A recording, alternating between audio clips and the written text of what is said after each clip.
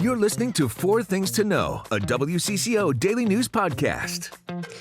Today is Tuesday, July 21st. I'm Maria Lizignoli. Thank you for listening to Four Things to Know. You can also watch us on WCCO's YouTube page.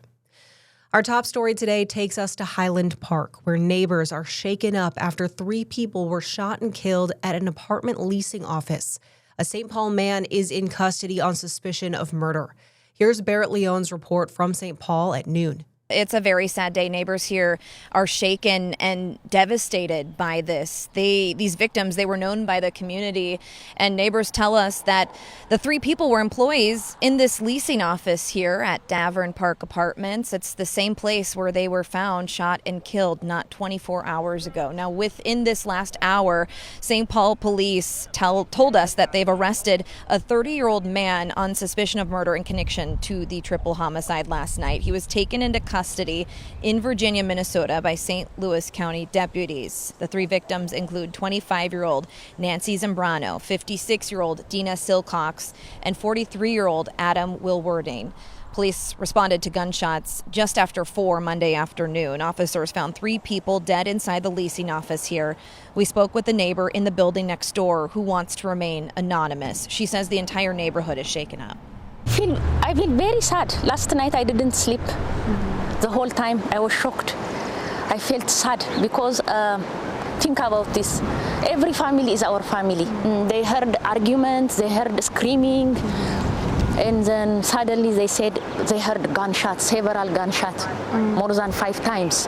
I lived this neighborhood many years. I never see like this.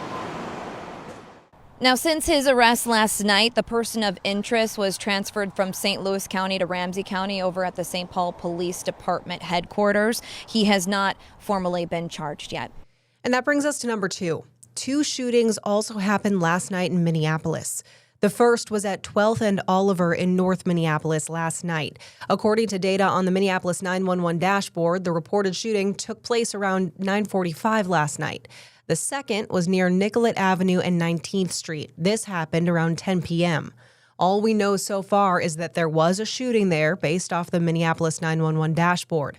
Not far from there on Sunday night, 1 person died and 4 others were hurt in a shooting. And Sunday morning, Minneapolis police were called to a shooting in Uptown where 9 people were shot. We are waiting to get an update from police about any arrests in these cases. Number 3. There was a joint funeral mass for 2 Wabasha firefighters killed in a boat crash. 52-year-old Manuel de Angel Sola and 46-year-old Nicholas Leckler died when their pontoon boat crashed with a barge on Lake Pepin earlier this month. 37-year-old Ashley Monson also died. Her husband is a Wabasha firefighter. Her funeral mass is tomorrow, also at St. Felix Catholic Church in Wabasha, where today's funeral is being held for de Angel Sola and Leckler. De Angel Solo's obituary said, in addition to being a proud member of the Wabasha Fire Department, he was a certified public accountant and built a life centered on family, friendship, service, and community. Leckler's obituary said he was a member of the Wabasha Fire Department for 17 years and had a successful career as a contractor.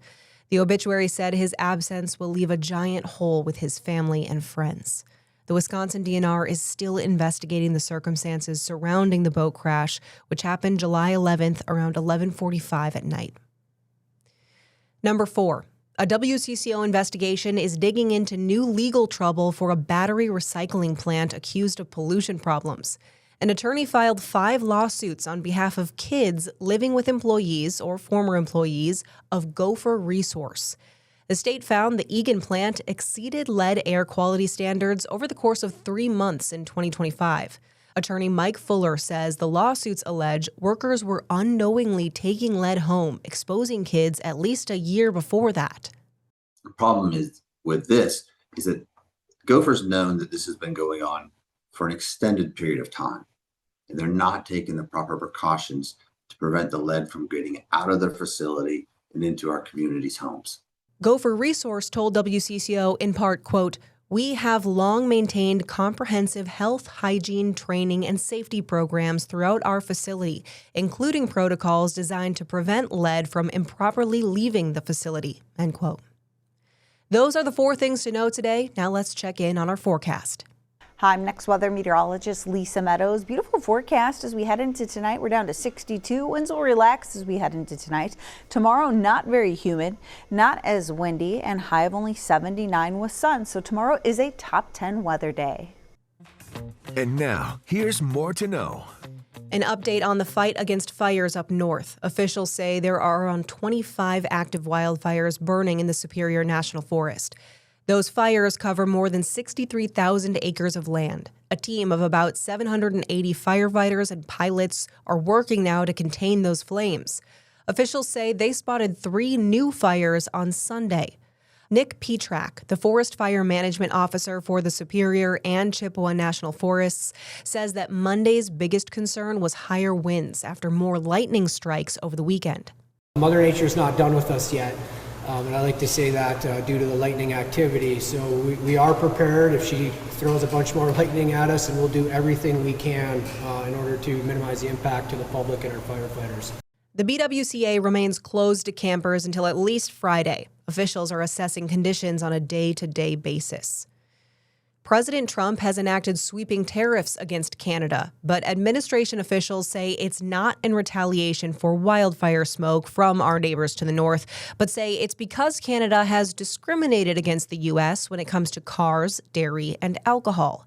The 50% tariffs are among the steepest tariffs levied against any country. They include Canadian electrical equipment and machinery, but not energy products. The White House says the levies take effect in 30 days, covering about $20 billion of Canadian goods. Ontario Premier Doug Ford immediately encouraged Canada to retaliate. You got to remind President Trump that there's 3.9 million acres burning in the United States right now. And if we had resources, we would send them down to our closest friends and allies. So, you know something, rather than criticize and threaten Canada, your closest friends, maybe one day you're going to need our help like you did last year, and we deployed the people. I get frustrated just listening to that bunch of rubbish. President Trump is invoking a 1930 trade law to impose the tariff. It allows a president to tariff goods up to 50% without congressional approval when a country is believed to be discriminating against American goods. Minnesota exports to Canada fell around 41% in the first quarter of this year. This is according to a report out last month from the state's Department of Employment and Economic Development. The state says, quote, the persistent slide in mineral fuel oil sold to Canada, down $628 million, drove this trend. A legal setback for a group of Sioux descendants in Minnesota. A federal judge dismissed their lawsuit seeking federal recognition of their tribe. The judge said the complaint lacked, quote, subject matter jurisdiction. They also wanted monetary damages over land in southeastern Minnesota, once known as the Lake Pepin Reservation. Attorneys argued the federal government seized the land through deception, manipulation, and fraud. Now to a settlement in a lawsuit over the arrest of a Venezuelan immigrant in Minnesota nearly a year before Operation Metro Surge began. Authorities arrested Michael Javier Suarez Varela for burglary in January of 2025. He was held at the Carver County Jail. Despite posting bail, the lawsuit accused the county of holding him until ICE agents arrived. The ACLU of Minnesota sued the sheriff and jail staff. Court documents show the county settled with the man last month. Details of the settlement have not been made public. Let's get to some sports headlines. This week, pro golfers are coming to Blaine for the 3M Open. And while some top names have dropped out, there are still a few familiar faces getting ready to hit the green, like fan favorite Scottie Scheffler. But we can't forget about the locals. Thomas Campbell is gearing up for his second straight appearance in the 3M Open. Campbell, originally from New Zealand, played college golf for the Gophers. So this week, he's competing at a familiar track. Yeah, so when I was playing at the University of Minnesota, I was at 2006, 2010. We would kind of come out here in the summertime, at 4 p.m., be able to go play some holes. So it's not like I haven't played this course. I think I was trying to count it up. Maybe it's probably 50 plus rounds. So I definitely, I know it pretty well. Now, from the tournament tees at 7,500 yards, it's a little bit different golf course to kind of back then. Yeah, it's maybe a little bit different now. A fellow New Zealander and Sunday's British Open Championship winner Ryan Fox was set to play in Blaine as well, but he recently withdrew after this past weekend's win. Basketball star Paige Beckers is in a new documentary on the Yukon Huskies dynasty. Take a listen. I just questioned, did I even want to be there anymore? What did we talk about, Paige? The Hopkins native helped the Huskies win one of their 12 national titles. But that success comes at a cost. The three-part series outlines the grueling pressure, sacrifices, and physical toll it takes to build the most dominant program in college basketball history. Former Lynx star Maya Moore is also in the documentary. It premieres next month on Apple TV. Well, it's official. Minnesota Olympic gold medalist Suni Lee is back in the gym. She hit the mat for her first day of training yesterday in hopes of making a return to the Olympics. And a documentary crew was also following her in her return to Midwest gymnastics. The Little Canada Gym is where she started training when she was just 6 years old. And we spoke with Lee as she wrapped up her training for the day. So many people in this state love you and are proud of you. Is there something about that energy being here? Yeah, I mean, all of my family is here too.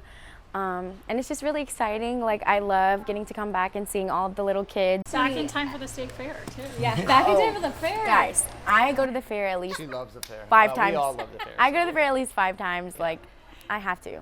Girl, same. Well, that leads us to our bright spot today. It's time to take a breath with your Daily Bright Spot. The Minnesota State Fair just released this year's drink lineup. Now, I love a good dill pickle beer. That's going to be back this year, too. It's a staple. But what about a ranch beer? Yeah, they're going to have a new beer called the Old Ranch Hand. It's a ranch dressing-flavored cream ale with a ranch-seasoned salt rim. I'm not so sure about it. I don't think I'd love a full beer. I'll take a couple sips. I mean, honestly, it'd be a really good back to like a Bloody Mary. I feel like really savory. You know what? I could be into that. Give me the right alcohol. But personally, I think the Sun Chaser Float looks really good. It's a strawberry and lemonade flavored hard seltzer with lemon soft serve made by Minnesota Nice Cream. There are so many new options this year, including NA beverages. There's one called the Razorita Frozen Mocktail, which looks really, really good.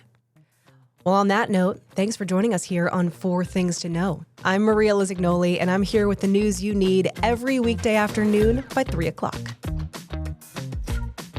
Listen to 4 Things to Know, a WCCO daily news podcast, wherever you get your podcasts.